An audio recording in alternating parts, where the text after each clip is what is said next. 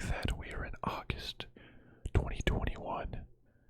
And that means another Humble Bundle heading your way, and my way, and our way.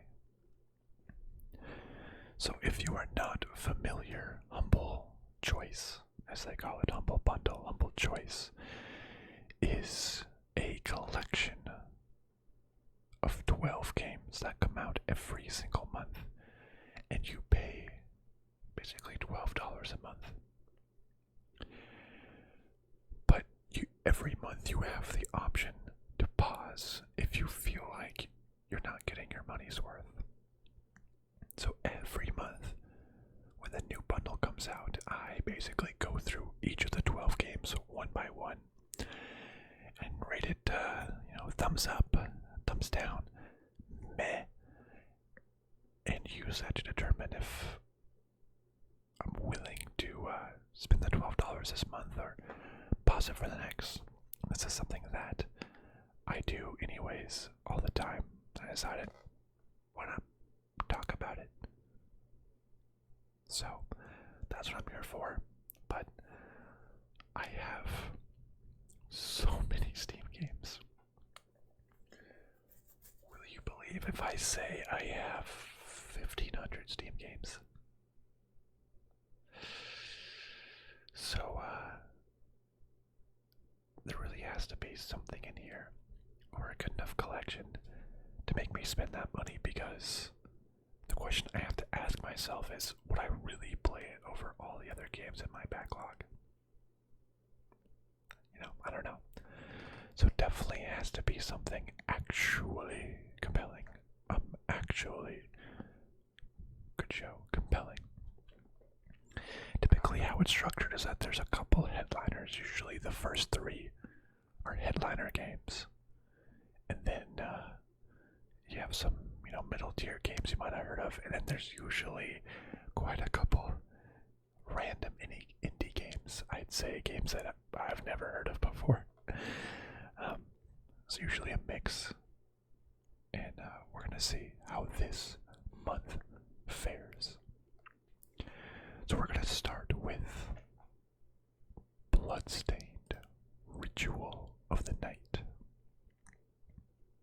Oh, I usually say each game, the 12 games of this Humble Bundle include Bloodstained, Ritual of the Night, Last Oasis, Superliminal, Out of Space, We Need to Go Deeper, Carto, As Far as the Eye, Cepheus Protocol, Drake Hollow, Nowhere Prophet, Blue Fire, and ENCODYA.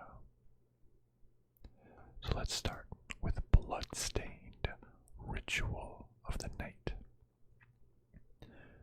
Bloodstained, Ritual of the Night is an exploration-focused side-scroller action RPG by Koji Igarashi. Play as Miriam, an orphan scarred by an alchemist's curse that slowly crystallizes her body. Battle through a demon-infested castle and defeat its master to save yourself and all of humanity. Well, it has pretty good ratings, 92, 95. Came out in 2019. Pretty. Is this a series? I feel like I've seen other Bloodstained games. Maybe I haven't. It's tagged as Metroidvania, and I've never played. Is that like Metroid and Castlevania? Fun fact: I'm watching the Castlevania series on Netflix right now. Despite I've never played any of the games, but it's pretty good. Extremely violent, but good. If I recall, Metroidvania type games are a lot of backtracking back and forth. The graphics look old in this game. I feel like I've heard of this game before 2019. It's just an older game. purchase the full game experience. 13 free DLCs. Hey, Erica Lindbeck. Wait, David Hayter. That's the guy that does Solid Snake, right? Yeah. And then Erica Lindbeck, she does a couple characters in Persona, what was it? Video games.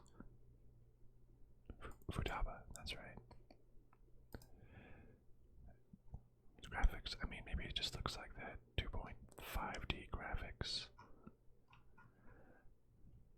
I mean, the story sounds cool. I'm not huge on side-scrolling, fighting kind of action games. What else does it say? It's a RPG. Do you like RPGs? Action, fine. Female protagonist, neat.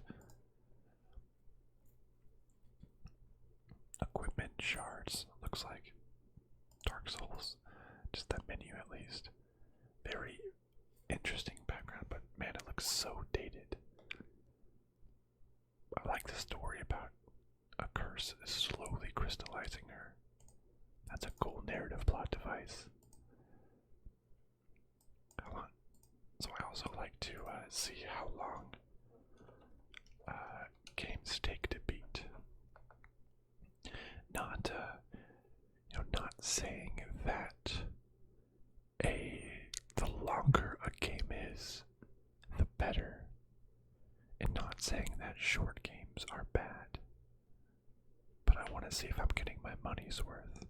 But at the same time, if a game says it takes like 100 hours to beat, that's almost a red flag in the opposite direction. Like, I don't have a lot of free time, as much free time anymore. So if a game is 100 hours, and I'm not having a great time, then it's like, it's a waste of my time.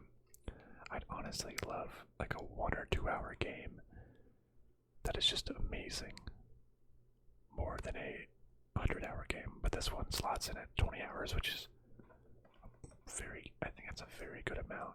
20 hours is like a good time for a game. 10 to 20. But I don't know how I'm feeling on this one. It has a lot of, what do the reviews have to say? Best Metroidvania. True successor to Castlevania. Never played any of them. Metroidvanias. They're popular, but a big Castlevania.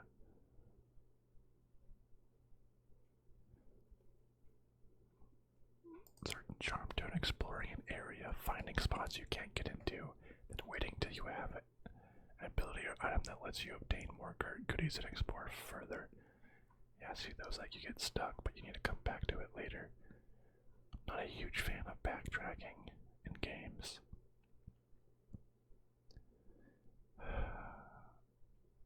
I think the story is cool. But the gameplay, I think just isn't for me. I think this would be a great game for a lot of people. I'm gonna have to get this a meh. I don't think it's like enough to wow me over playing any of my other games. Maybe because I'm just not used to playing it. Maybe, I will realize it's my favorite game type. I'm just not so sure about that, though. I'm just not so sure.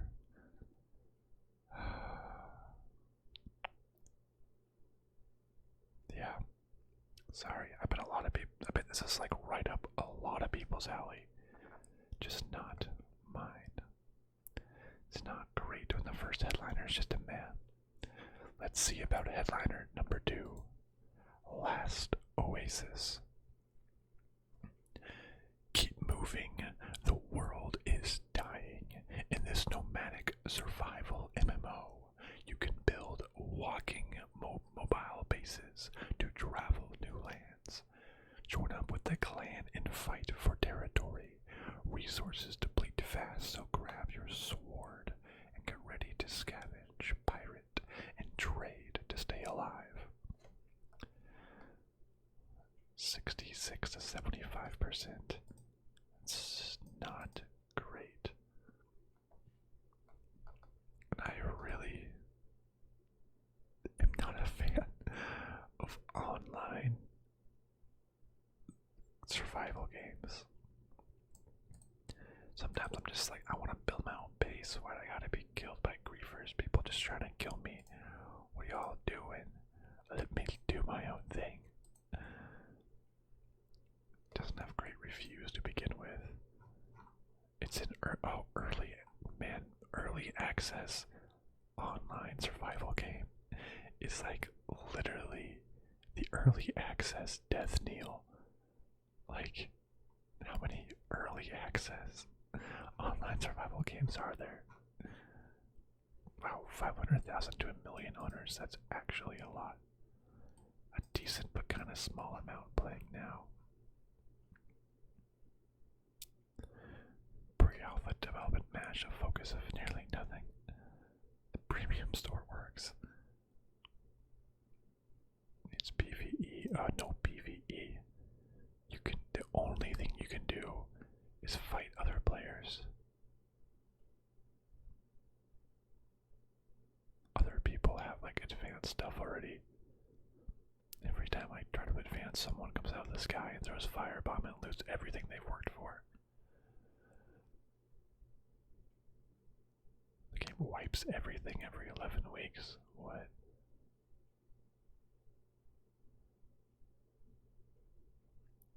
Buggy dead. Not worth playing unless you're a group of 10, 20, 30 people. I mean, despite the bad reviews and the dwindling player base that's probably hoping to get a bump in Humble Bundle, this just sounds like literally my least favorite type of game. I'm a non-violent person most of the time. I like just playing single player games and you know, off doing my own thing in a corner. I don't want to be bothered. This is a game where like you'll just try your best and then someone else will just come and beat you up and take your loot. That's literally the worst gaming experience I can possibly imagine. Oh, it's not even great reviews, which is kind of weird that this is a headliner game. This is just a straight negative from me, dog. Don't know what more to say about that. The environment looks cool. The idea of mobile bases, like that sort of steampunk or Burning Man-esque walking machines, is pretty neat. I'm not a fan of survival games much anyways, where you have to like manage your food and hunger. I'm like, I don't want to micromanage. I want to focus on the big stuff. I gotta micromanage my own hunger in real life. I don't play games to eat. Yeah, this is just a straight negative. I won't play this game. Not looking good for the headliners. Okay. The next game is Superliminal. Perception is reality. In this mind-bending first-person puzzler, you escape a surreal dream world through solving impossible puzzles using the ambiguity of depth and perspective. I've seen like a GIF of this game before, and it looks mind-bending is a good word for it. You probably can't get it in pictures, but let me see if it's muted. So like basically you can pick things up, and everything you see, like, yeah, like you see that you like pick up the house, like it looks small what's on the table in front of you, but you can like hold it far away and based on your perception, it grows. You can walk into it. You can take a painting off the wall and go into it. Take the exit sign, and then it gets like huge. It's all based on like perception. Whoa, that's cool. He just jumped over it like that. Bouncy castle. Everything you see is actually reality. The puzzle piece. If you look at it, you can make it smaller. Whoa.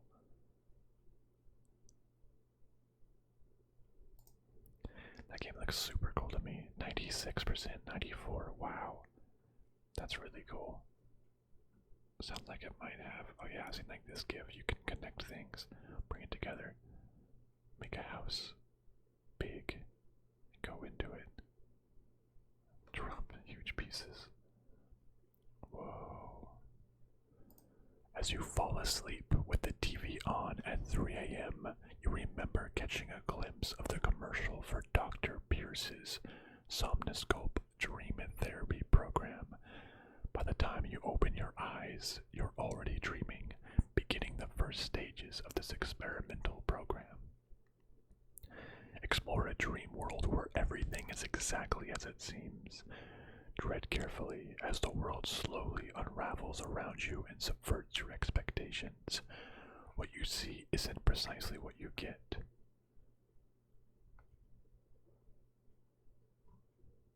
That's cool. Like, this actually looks really, really cool to me. Looks like it has a cool story, a very cool concept. Could be good for ASMR, just going at it at my own pace. This is like a big thumbs up.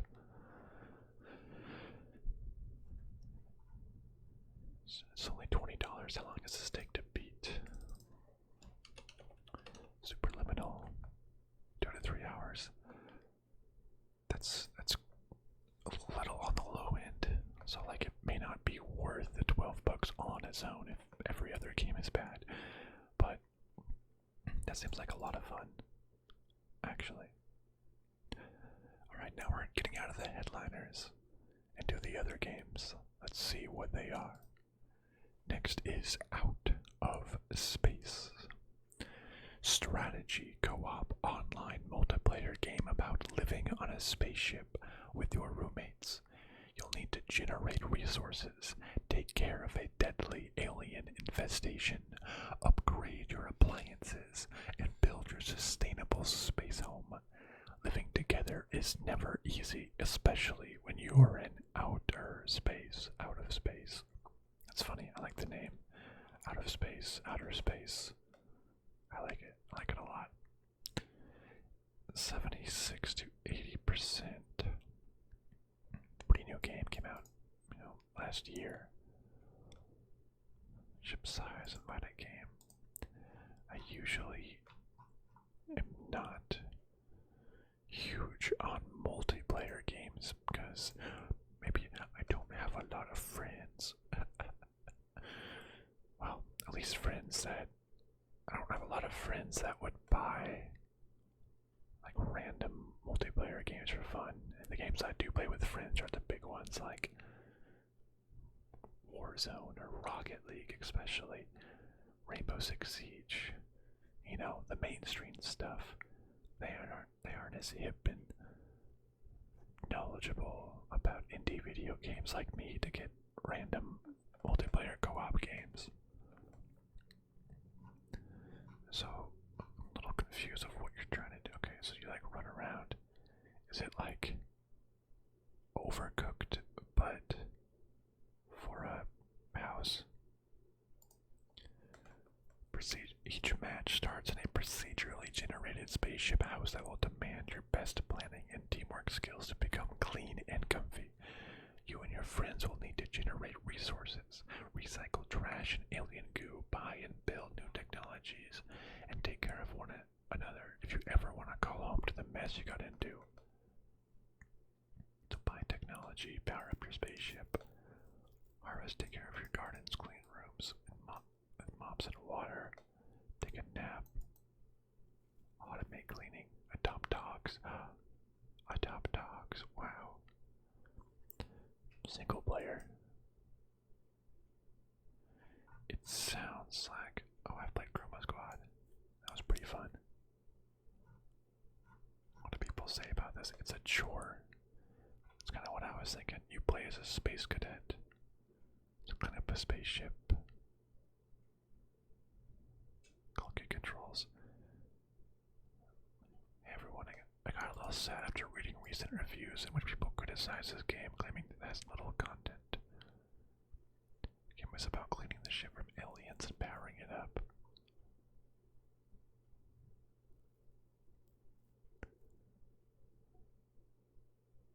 Interesting. You have a shared shop and money. Procedural generation.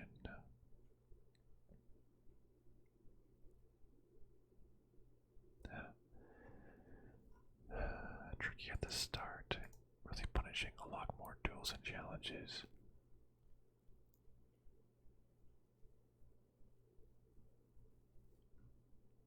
Family game. I don't got no family to play with. I don't know. It seems one, I probably won't have any friends to play it with, and I don't want to play with random people online. Two, it does kind of just seem like a stressful game, like Overcooked or something, where you need to do this, need to do that, or you die or fail.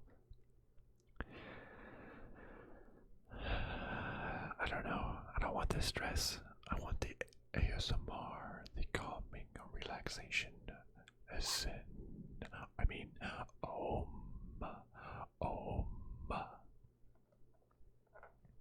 Yeah. I'm gonna give this I want to give it a meh because I'm sure it's a decent game, but I'm gonna give it a thumbs down just because I'm not gonna play it. I'm just not. I'm sorry.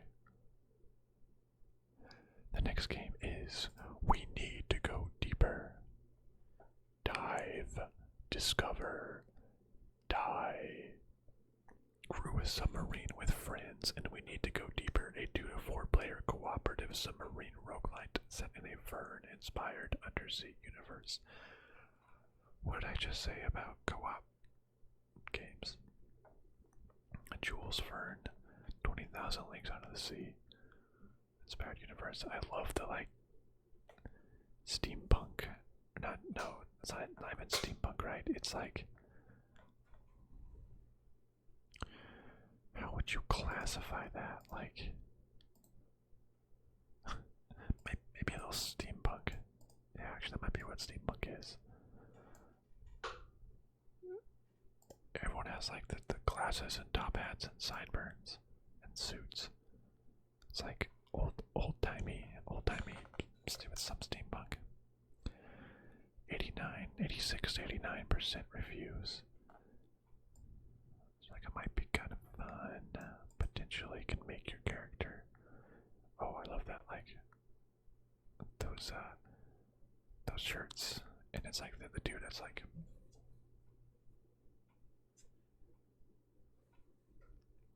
what is it? It's like put up your dukes. Got like the mustache, he's like ready to fight. Or like the dude like lifting barbells. It's a good timeline. Good timeline for that. Historical lows $5. Jeez. So there's different events. That's interesting. Okay. Looks like people are just running around at super crazy speeds. This looks stressful now too. Pilot repair, load torpedoes, reroute power, explore the living infinite. That's cool. I wish I could just like explore without bad things happening. 19th century, era specific 19th century. Non-gender specified mustaches. I love it. That's funny. Buried Treasure Edition. Not only 95 playing now. Good game, might not be for some Piopole, but it's pretty boog. Good, but boring without other players to play with. The bots are stupid. solo is not set up well. 0 instructions. That guy just doesn't know what to do. Takes forever to join a multiplayer server. Love it, just needs more people with no friends.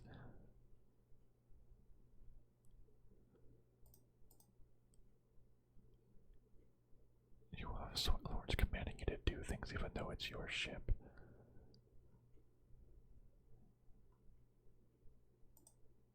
Circle trying to get into the main gameplay loop.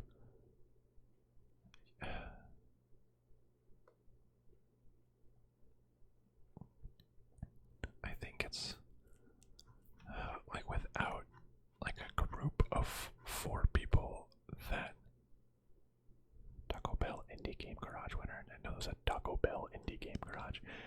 It's like if you don't have like a dedicated group of like 2 to 4 people, like for all of these online multiplayer games, you just can't play them solo. I'm a big fan of single player experiences, beautiful single player campaigns. It seems like I gotta get like a crew together, and I'm not gonna convince like 3 people to buy this game. And most of my friends, well, nearly all my friends, don't have Humble Bundle. They're not gonna do Humble Bundle. So, I don't know. I'm gonna give it a thumbs down. Seems like another stressful co-op game where you just gotta run around screaming, having to do things, or else you die. Sorry, not a huge fan. The next game is Carto. Carto is a charming adventure game wrapped around a unique world-altering puzzle mechanic. Use this power to explore mysterious lands, help a quirky cast of characters, and guide Carto on her journey back to her family. I get it, Carto for cartographer. She has a little map. 97 to 98%. Okay, indie cute puzzle exploration hand drawn. I like it so far. Okay, it does look cute. I wonder what that special mechanic is that they mention but never actually say. Moving the world to help those in need, all the while making a few friends as you try to make it back home. Carto is the kind of game you love to play on a quiet, rainy day, and I'm excited to play it over and over again. That sounds amazing, actually. Oh, so you like move. So you like actually move the map around. Whoa, okay. World altering. Separated from her granny during a storm, Carto must use her innate cartography powers to map. Wow. Carto. Imagine being named Carto and you become a cartographer.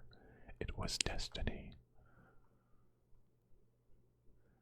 Carto will traverse strange new land, learn their cultures, and enlist the help of friends. 5 to 7 hour story, that sounds perfect. Bask in lush, hand-drawn visuals across a variety of biomes.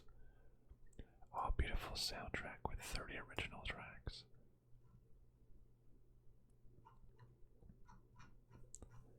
Sweet little puzzle game. 5 hours will get you to the end of the story, but you'll carry the beautiful imagery and charming characters in your heart for much longer. Carto is a short, innovative, story-focused game. You take on the role of Carto, yeah, adorable, fun, and charming. Amazingly cute. Somewhat easy but still good. Charm and clever child. I was delightfully surprised with how thoughtful and varied they ended up being. Perfect length for what it is.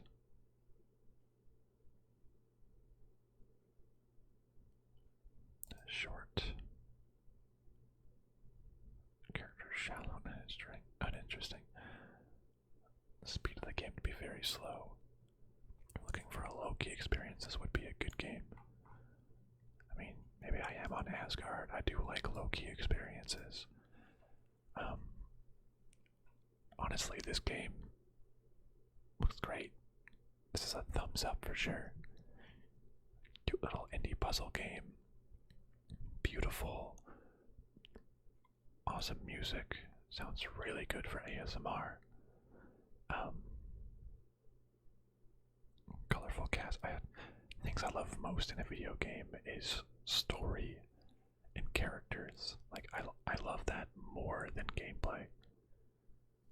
By far. Well, okay, maybe not by far. The gameplay has to be, playable. But this sounds really nice. Looks nice. Seems like an awesome chill game to play. A definite thumbs up from me. As far as the eye, two games about maps and adventuring, cartography, and as far as the eye.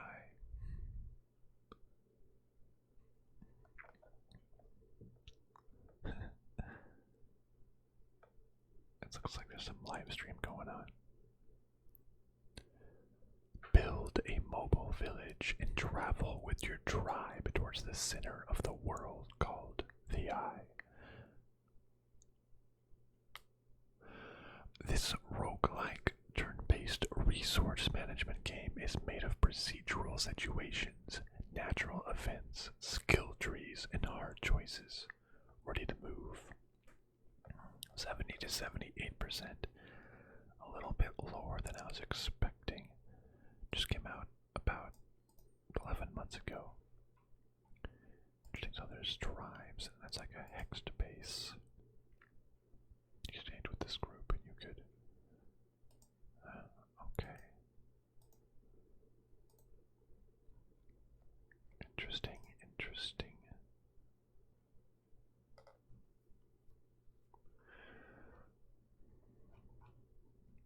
I want to get more info on this. Nomadic turn-based city builder, procedurally generated journey. And survive halt after halt as far as the eye.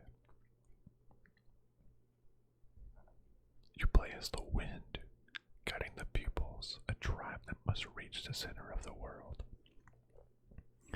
I get it, because it's the eye is the center, and so you're the pupils. I get it. You're the wind, not actually the people. That's kind of fun. You manage their resources, buildings, and their lives. Help them grow wiser through agriculture, crafting, science, and mystical research before the world is submerged. You have to manage your tribe perfectly and make sure they're not starving or taken by surprise by the water. Interesting. A job system. Survive dire conditions, meet allies, recruit new pupils. Live a peaceful adventure as there are no enemies. Okay. Explore. Play the campaign to learn about a fate's tradition and legends. That's fun. I like a campaign. As far as the eye, a fate. Oh, interesting.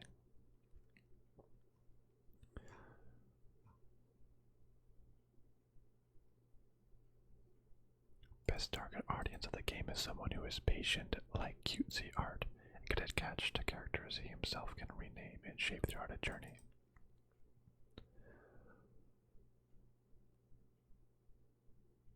Biggest critique of the game is its unpredictability that is easy to miss. The game has mechanics such as sudden events that are supposed to tweak the gameplay, but oftentimes feel like a nuisance or straight up unfair. You lose, lol. Yeah, it's like... I hate games that are just random for the sake of randomness. Upon them to be micromanaged between buildings to gather resources. Buildings are not labeled on the map. RNG from events can end a game quickly. It's very linear for a game. It's a very linear game that you will completely rely on RNG for. You cannot do so well on your own skill that you succeed. Fun enough. They say maybe.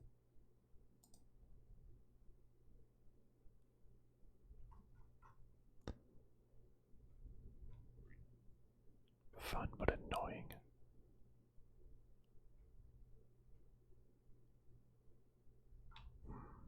Interesting.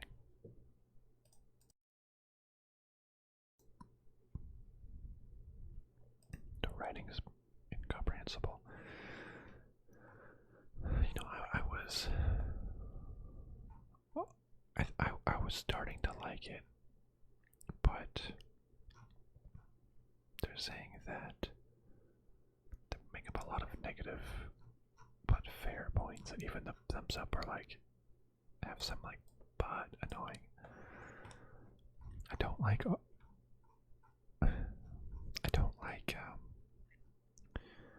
I'm not huge into what is it, like roguelite, where you just play the same game again and again, like for replay value. Like I'd rather have one single player campaign that you can play through this, rather than just trying the same thing over and over again. If you die, you just have to restart, and then you die and you restart. I'm like, I just wanna play a game, a whole story. I wanna digest a story. So on second thought, this was gonna be a thumbs up, but now it's a meh. Now it's just a meh. The reviews weren't super great, but it looks nice. But RNG.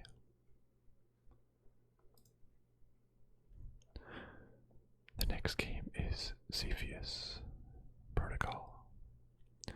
An unimaginable plague has been released into San Francisco, turning the population into mutated creatures hell-bent on spreading the Pengu virus. Inspired by classic RTS series Company of Heroes and World End Conflict, it is up to you to win back the city before the Pengu virus spreads globally. 86 to 89%. Came out recently, but the graphics look really old. It's a single player. It almost looks like a Daisy or something type game. So it's like you play from above. Because, you know, real-time strategy. Graphics look super dated. It's early access. Okay. That's not promising.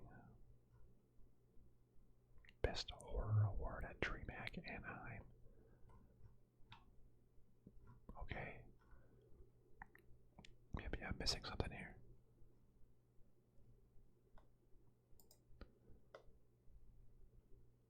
Survive if you can. Grows more powerful each day. Build specialized units. Choose 3 combat tiers. Engage a relentless horde. Hunt Patient Zero, form an alliance, or side against the anarchist and police factions.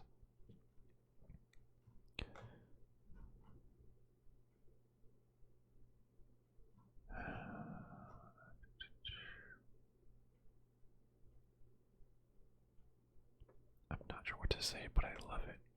Okay. I feel like base and unit management game, love holding out against wave of enemies, capturing points on the map. Really meets a real-time strategy games. Promising. Nice concept, but in early development. A lot of people like it. Okay, that's interesting. I don't think I'm huge on RTS games. It looks like super dated. I'm not huge on unit management type games. It seems pretty old school. This mantra though, that's insane. That's pretty sick looking. I really don't like early access games. Kinda wish. I know so many of them just never get finished. But a base defense management game, I don't know. Nothing's standing out to me. It has pretty good reviews, but nothing's standing out, so I'm just giving it a meh. Just a meh. It's like nothing's standing out for me to play over my other 1,000+ games that I haven't played yet. I need something to really grip me, if you know what I mean. So sorry, just meh. The next game is Drake Hollow. Build and defend villages of vegetable folk from deadly feral beasts in the blighted world of the Hollow. Explore, gather, and fight. You can even invite your friends. Can you craft the perfect village? So another co-op survival type game. 72 to 80%, not super great. I like the graphics, the art style is beautiful. So it's like a base defense game. Open world adventure sandbox. That's pretty decent. I like open world adventure well, maybe not sandbox so much.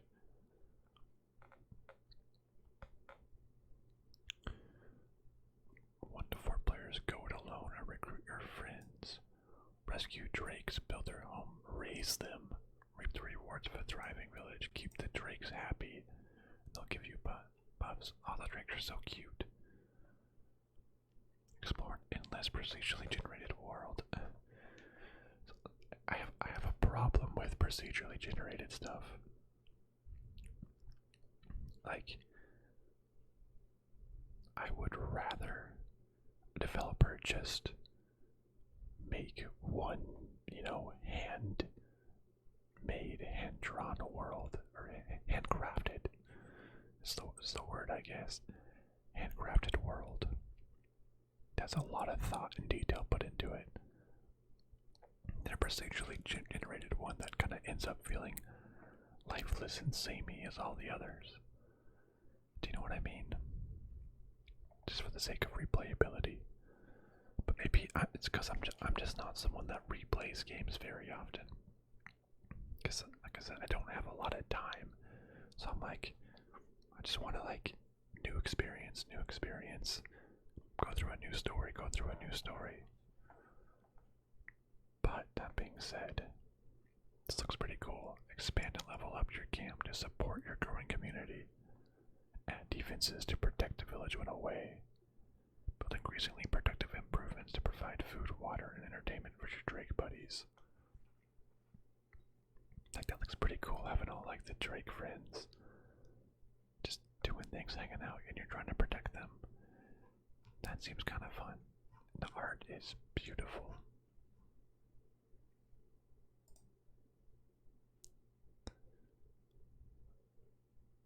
Enemies track their attacks on you on your movement too hard. I have no clue what to do about my lack of functional weapons because the durability system is horribly cruel. Now I'm stuck using my fists. I had to level up my camp in order to gain a steady source of food, which in turn caused the enemies that attacked my camp to become basically unbeatable. If you don't succeed at a raid, it won't end.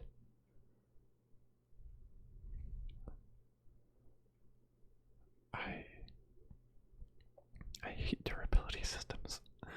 Having to repair weapons or else they do no damage. I hate those a lot. This is not a great game, but it's not bad for a playthrough which will take 12 to 20 hours. I like the aesthetic. Drakes are adorable. Plant people, populate your villages, build your building, manage their food, fun, and give them somewhere to sleep. Interesting. 5 enemies. I like the game till I got 2 back-to-back attacks on my camp without warning. First attack broke most of my items, but I had enough to rebuild. Second attack broke everything.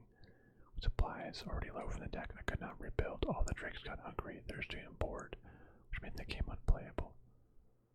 Grinding and chores galore. You need a friend to play. A friend and single. It's too tired and hard to survive.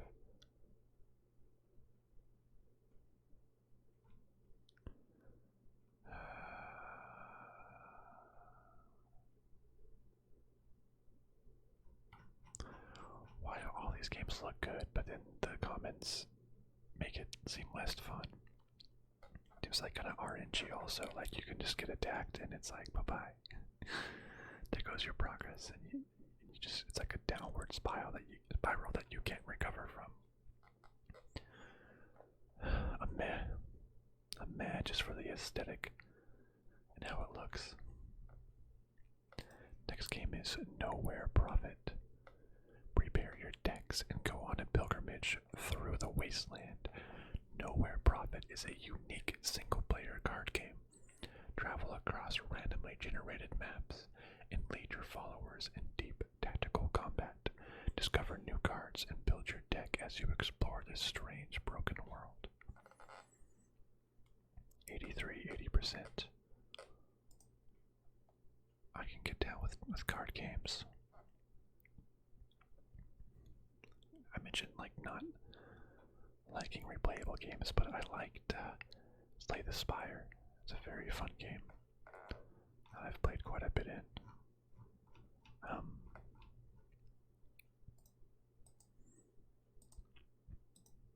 It's really hard to explain how a card game works in pictures, like what everything means, because there's a lot to get into.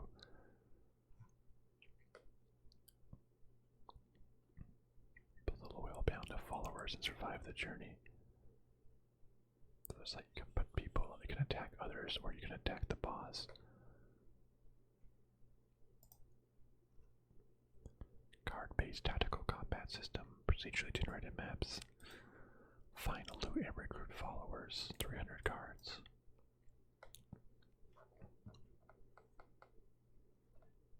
Travel. You navigate across a map. Make sure your convoy has enough resources. On your journey, you will encounter strange places and stranger people. Combat. You overcome some enemies that keep your convoy together. May pick a fight just for the loot.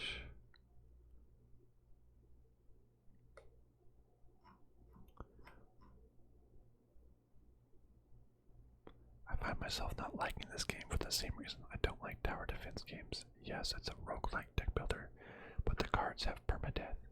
Gameplay is built around strategically picking your losses to survive a war of attrition.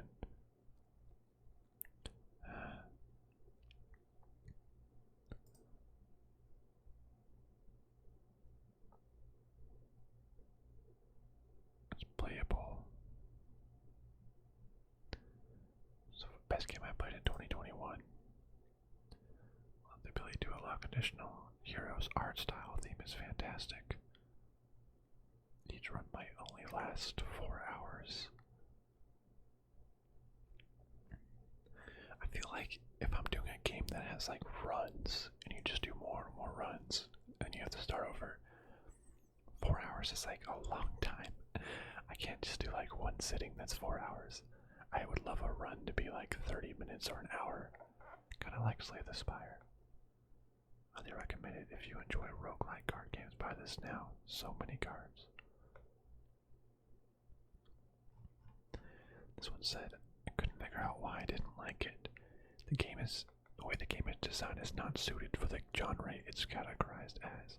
In Slay the Spire, all the cards for the most part are designed to explicitly work with other cards to create synergies. The game has very little of that inherent synergy that Slay the Spire has because all the cards were more or less designed to work by themselves, or with the same type, like drones. Add this with the fact that your units can and will die permanently by AI snipes in battle or random events.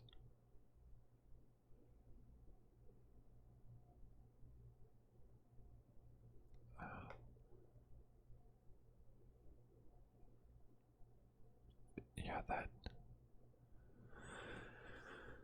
something that I don't like. I would hate permanently losing cards. Like Slay the Spire, you can use cards, but you never like permanently lose one. You know, you would just reshuffle it back into your deck. Attrition death log for the next 15 to half an hour, depending on how bad it just got.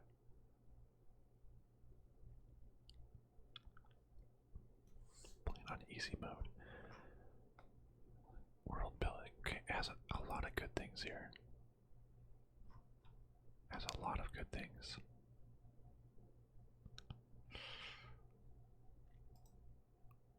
I will draw better than you.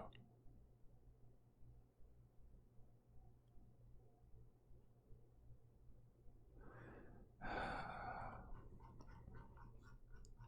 don't know, maybe I'm just like, tonight I'm just seeing like the negative and everything. I don't know.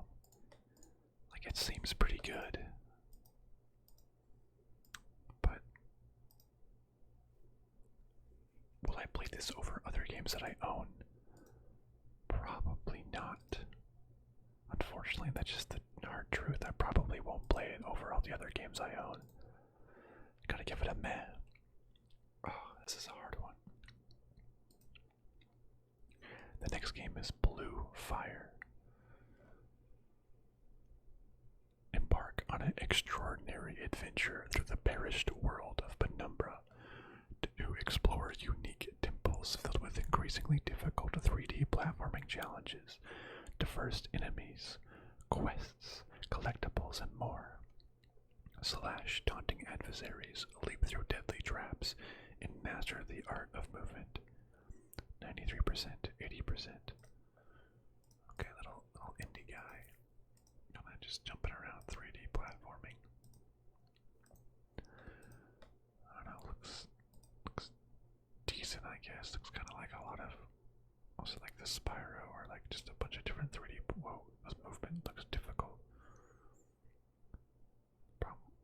Looks kinda cool. What was it, 80 to 93%? Kind of a big range.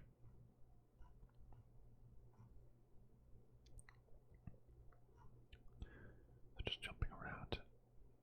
The hard part about 3D platformers, it's hard to judge exactly where you need to go sometime, and you'll likely end up falling off something every now and again. Hardcore platforming. I don't want hardcore. I want easy baby stuff with a good story.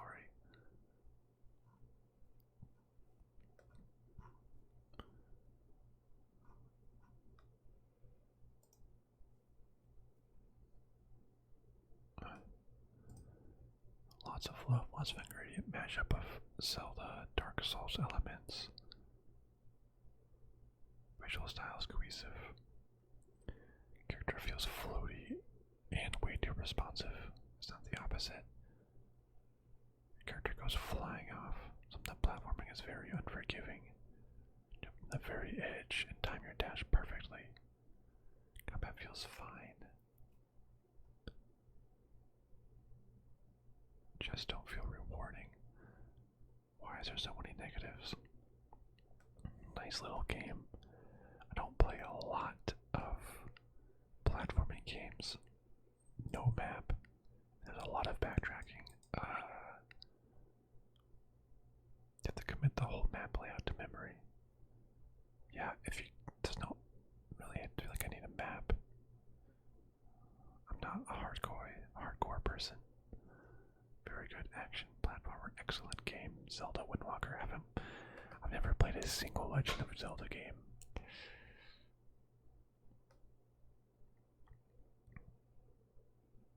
Want a ton of range monsters, and you have a bad range attack that does nothing. Zelda and Mario Sunshine. Missing a map feature. I'm not a hardcore player. Need a map. I'm like Dora. I need a map. I don't know. At this point, it's kind of just getting down to like indie games that I'll probably never play. Nothing's like calling out to me. Just a meh. Just a meh.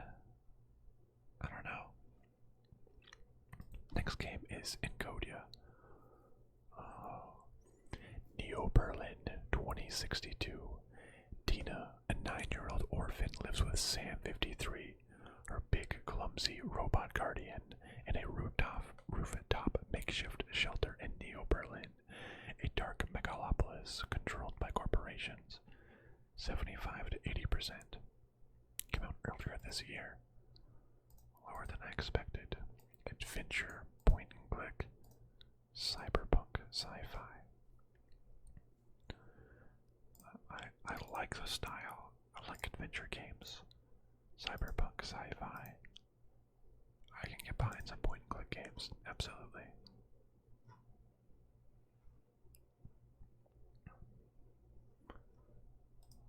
The graphics look really neat.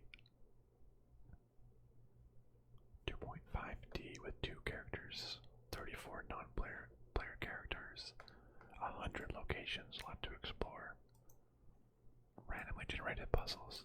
I want just well thought out puzzles. Cinematic cutscenes and the futuristic art and sound. Professional dubbing actors lend their voices to the characters. Nobody playing it now. A peak of 3 players. 0 to 2,000. Excellent point and click of adventures. As a point and click, it's decent. Some items felt like a pixel hunt. Story wise, it's alright. Buy on sale. Pros, the art environments are good. Characters are fleshed out. Bad puzzles. A shallow, contrived, and often nonsensical plot. Standard adventure game issues multiple items that you could solve a similar problem, but only one works. You know what you need to get or say, but you can't do it until you unlock something. Didn't like it. My mistake for buying it. I don't know. It looks pretty good to me.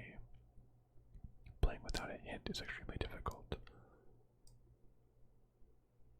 However, in a game there is close to no way you tried without hints or Googling the hints. I'd probably just do it on an easy mode. Whimsical dystopian adventure game that conjures up similar feelings to a Studio Ghibli field. I barely recommend ENCODYA. Nice music, main characters. Story is dull and cliche, but I love stories. I don't know. I'm gonna give this a thumbs up anyways. I think it looks really cool. I like point and click. It's just chill, take your time, explore the world, click on things. I'll play it on easy. I'll get those hints. Story might be kind of bad. I don't know. It looks nice. Looks like Tiny Tina from Borderlands. I don't know. I think it looks pretty cool. I like the idea of like a little girl on a giant robot. I like the art style. Tyranny. Wait, that literally just looked like Claptrap. What was that? That looks exactly like Claptrap. And then that was like Tiny Tina. It's like an upside down Claptrap. What the? That looked like Tiny Tina. The graphic style even looks a little bit like Borderlands. Kind of. I'll give it a thumbs up. Yeah, why not? So there we go. All 12 games. Let's go over what we thought. Bloodstained was a meh. Last Oasis was a thumbs down. Superliminal was a thumbs up. Outer Space, meh. We Need to Go Deeper, meh. Carto, thumbs up. As Far as the Eye, meh. Cepheus Protocol, meh. Drake Hollow, meh. Nowhere Prophet, meh. Blue Fire, meh. ENCODYA, thumbs up. So with 3 thumbs up, 1 thumbs down, and a bunch of meh. Wait, ENCODYA, it's not even on Steam. It's on GOG. That's interesting. It's not a... That's fine, I guess. But ENCODYA, even though it's a thumbs up, it's not doing a lot for me. It's like a little thumbs up. Whereas Superliminal is a huge thumbs up. Almost 2 thumbs up, even. Carto is a thumbs up. So basically, would I pay $12 just for Superliminal and Carto? Superliminal's all-time low is $0. That can't be right. It can't be $0.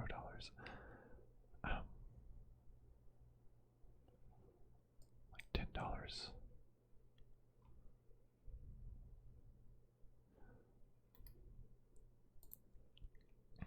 was cute, but it's not like a game that would carry my purchase.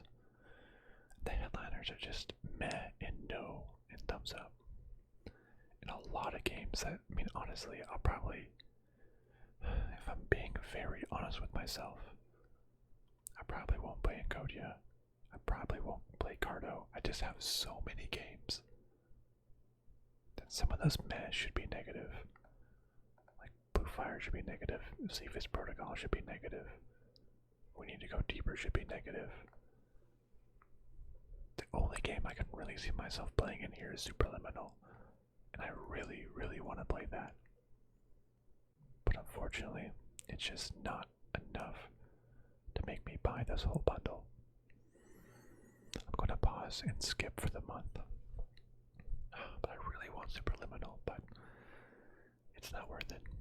Unfortunately, just too many.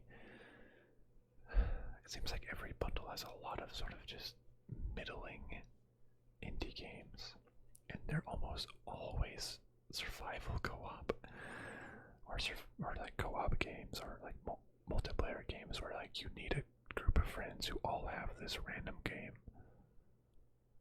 or early access survival games that are like a dime a dozen. There's so many early access survival games.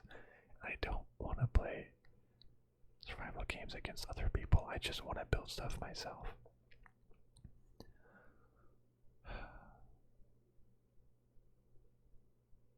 So, sorry. Not happening for August. Honestly, some not great headliners for me. Previous months had like Yakuza and Dirt. I want to see other months. Civilization. Metro. Oh, wait, I keep clicking the wrong button. Metro. Sniper Control. XCOM. PC, you know, there's a lot of games. A lot of big highlight games. Oh man, I'm keeping up the trend. Oh, that's funny.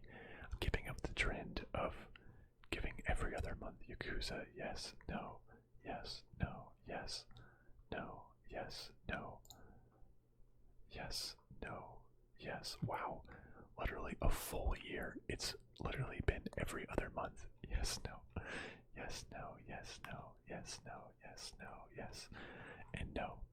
That's really interesting, actually. I wonder if it will keep it up. But like the headliners, Superliminal good is really good, but it's, you know, a $20 game that takes 2 hours to beat. That's not a headliner. Bloodstained, Last Oasis are not. Bloodstained, if this was for your type of game, could be a good headliner, but not for me. Last Oasis, I don't think early access survival game should be a headliner. So really weak headliners, and a bunch of just middle tier games that didn't swing the needle for me. So, yep, sorry, this is a skip. Let me know if you've played any of these games, and if you actually like them, and I'm making a really bad decision by skipping. I would love to hear from you. But thank you so much, my friends, for watching, and I'll see you next time on the Space Age.